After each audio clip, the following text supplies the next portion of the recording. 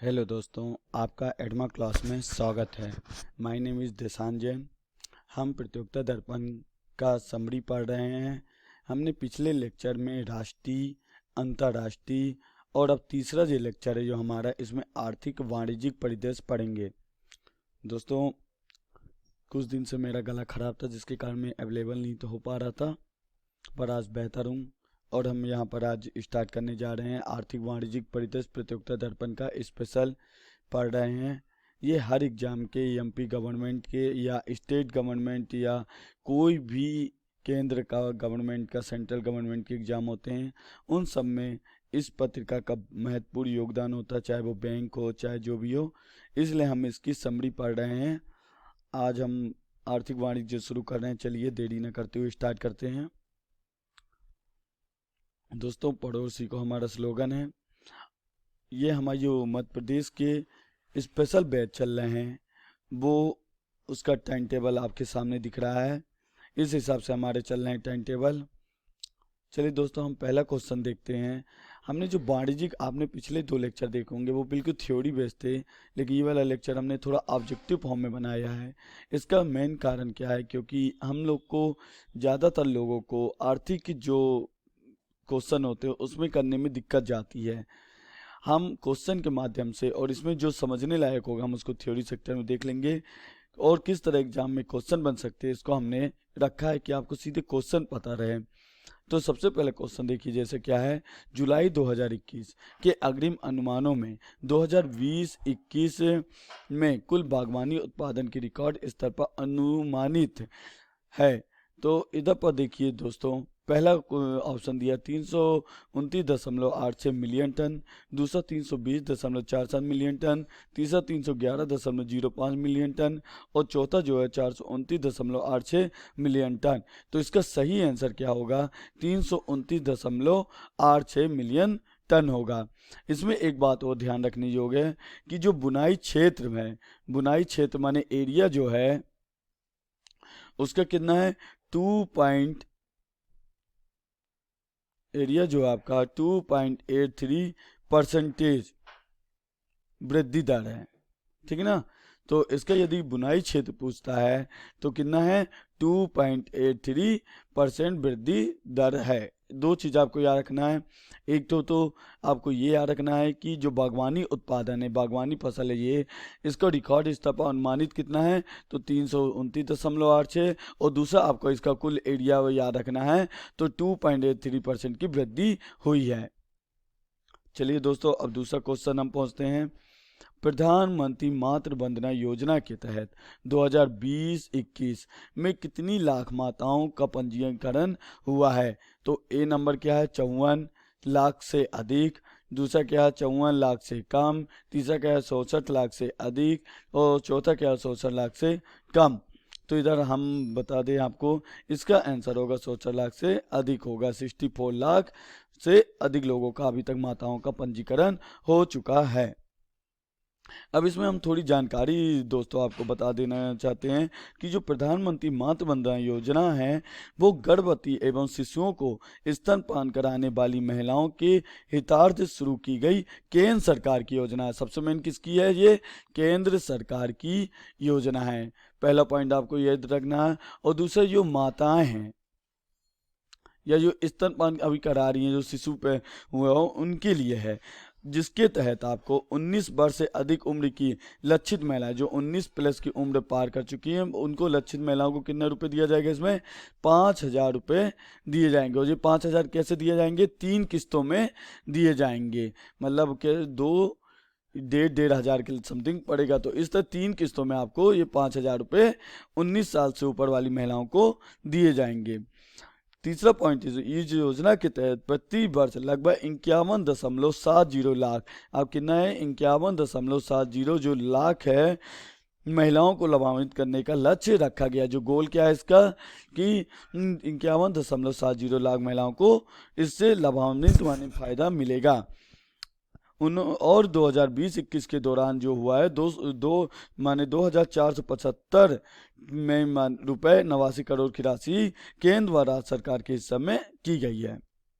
ठीक है दोस्तों, यहाँ पर आपका तो इसमें 2-3 पॉइंट आपको याद रखना है। सबसे पहले पूरी पॉइंट याद रखना है 2020 को कितनी लाख माताओं को दिया गया है, तो 64 लाख से अधिक माताओं को इसको फ़ायदा मिल गया है। दूसरा पॉइंट आपको याद रखना है केंद्र सरकार की योजना है। तीसरा ये माताओं के लिए जो 19 साल से ऊपर की महिलाओं के है, और कितना रुपये मिलेगा इसमें, 5,000 रुपये मिलना है। वो कितनी किस्तों में मिलना है, 3 किस्तों में मिलना है।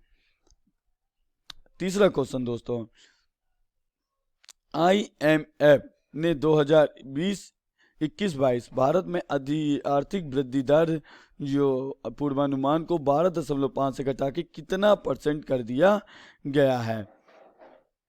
तो कितना पन्ना कर दिया गया दोस्तों, 9.5% कर दिया गया है। फिर चौथा दोस्तों क्वेश्चन, उसमें जिसमें जितना जानने की ज़रूरत है दोस्तों, हम सिर्फ आपको उतना बता रहे हैं, फालतू की चीज़ें आपको जानने से कोई फ़ायदा नहीं है। चौथा क्वेश्चन जो है, फॉर्च्यून 500 कंपनियों में इस वर्ष भी भारत की कितनी कंपनियों को स्थान मिला है। तो 6 कंपनियों को टिक लगा हुआ है, तो 6 कंपनियों को स्थान मिला हुआ है। 6 कंपनियां कौन कौन सी हैं, देखो सर्वाधिक की पहले हम बात कर लेते हैं। जो सर्वाधिक कंपनी कब मिला है वो उसको ने चाइना है। चाइना की कितनी कंपनी है, 135 कंपनी है। और दूसरे नंबर में बात किया जाएगा तो USA है। USA की कितनी कंपनी है, 122 कंपनियों को स्थान मिला है। और अपने भारत की कितनी कंपनियां, 6 कंपनियां हैं। यदि हम बात किया जाए 6 कंपनियों के नाम हम आपको बताएं, तो पहली कंपनी कौन है, रिलायंस है, जो नंबर 1 में है। ठीक है ना दोस्तों। दूसरी नंबर है इंडियन ऑयल। तीसरी कंपनी कौन है, ONGC। चौथी कंपनी कौन है, भारतीय स्टेट बैंक। पांचवी टाटा मोटर्स। छठवीं कौन है, भारत पेट्रोलियम।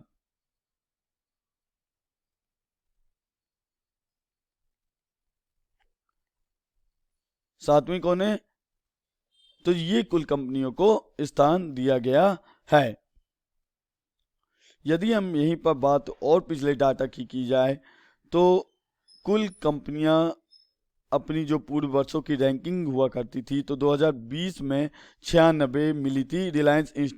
रिलायंस की जो नंबर था 2020 में वो 96 था।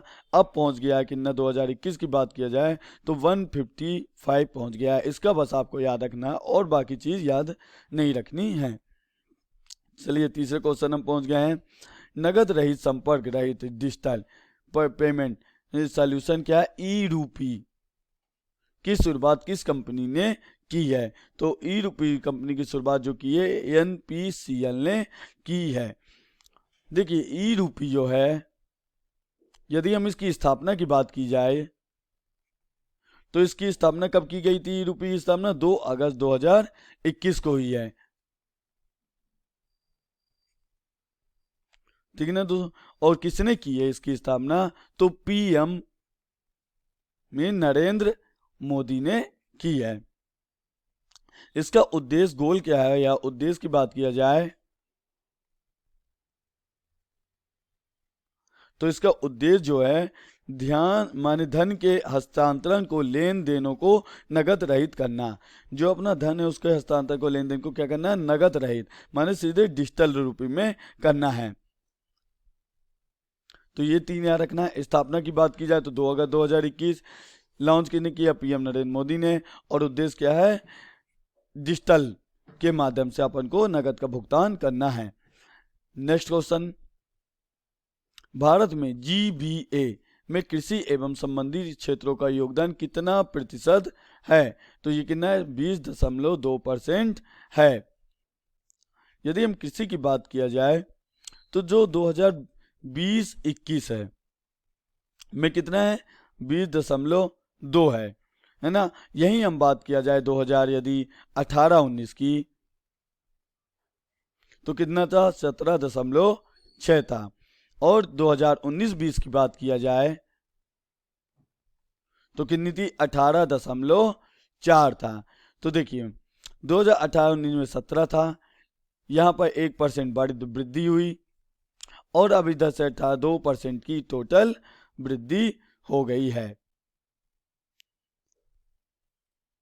नेक्स्ट क्वेश्चन, 2021-22 की तीसरी मौद्रिक नीति में बैंक दर कितने प्रतिशत है? तो ये कितने प्रतिशत है दोस्तों? 4.5% बैंक दर को रखा गया है।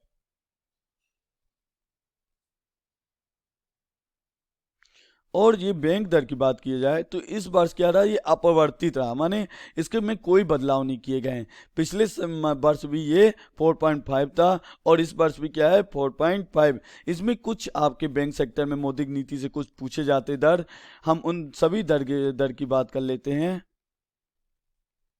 सबसे पहले पूछा जाता है रेपो दर।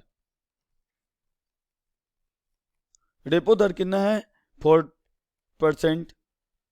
दूसरे नंबर में भी पूछा जाता है रिजर्व रेपो दर।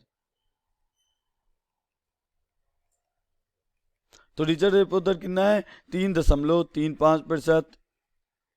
तीसरा पूछा जाता है बैंक दर। तो बैंक दर कितना है? 4.25%। फिर सीमांत स्थायी, जिसको कहते हैं MSF, तो ये कितना? 4.25, ये भी है। फिर पूछा जाता है नगद आरक्षण अनुपात, जिसको बोलते हैं इंग्लिश में CRR, ये 4% में है। और फिर आता है सर्वाधिक तरलता अनुपात, इसको बोलेंगे SLR,